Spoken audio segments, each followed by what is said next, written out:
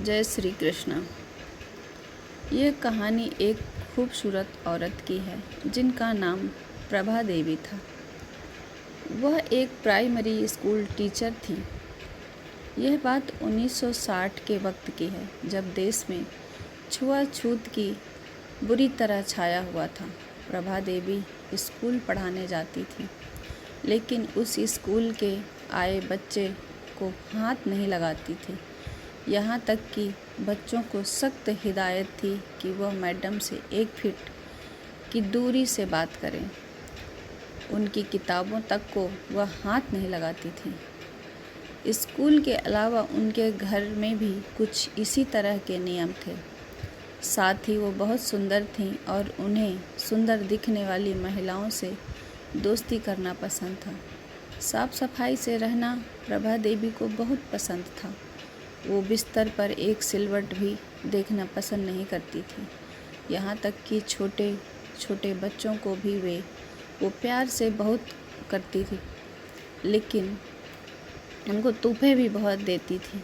खाने की अच्छी अच्छी चीज़ें भी देती थी, दिल से दुआ भी देती थी, पर उन्हें कभी अपनी गोद में नहीं बैठाती थी और ना ही अपने बेड पर, क्योंकि उन्हें हमेशा बच्चे के गंदे कर देने का डर होता था। वक्त बीत गया। जब प्रभा देवी की उम्र 70 वर्ष हुई, उनके पास उनकी एक बेटी रहती थी। अब प्रभा देवी को एक बहुत बुरी बीमारी हो गई थी। ना वो चल सकती थी, ना किसी के सहारे बिना एक करवट बदल सकती थी। उनका शरीर दुर्बल होता जा रहा था, जिसे देख कोई भी डर जाए। उनकी बेटी उनकी पूरी सेवा करती, पर फिर भी कई बार प्रभा देवी जी कई घंटों तक गंदगी में पड़ी रहती। जिन नौकरों से प्रभा देवी अपने आप को दूर रखती थी, आज वो उनके सहारे के बिना एक पल भी नहीं जी पा रही थी।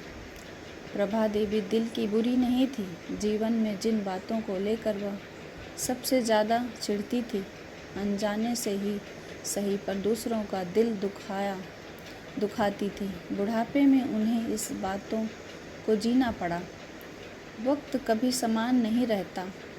वक्त के साथ सब कुछ बदल जाता है, लेकिन अपने व्यवहार को इस तरह रखिए कि कभी भी वक्त के आगे आपको झुकना न पड़े। कहते हैं, इंसान जिस चीज़ से भागता है उसे उसका सामना करना पड़ता है। इसलिए कभी किसी चीज़ से घृणा नहीं करनी चाहिए, और शारीरिक सुंदरता कभी नहीं टिकती। ना उस पर अभिमान करना चाहिए और ना ही किसी को उसके रूप के लिए कोसना चाहिए। ये कहानी आपको कैसी लगी?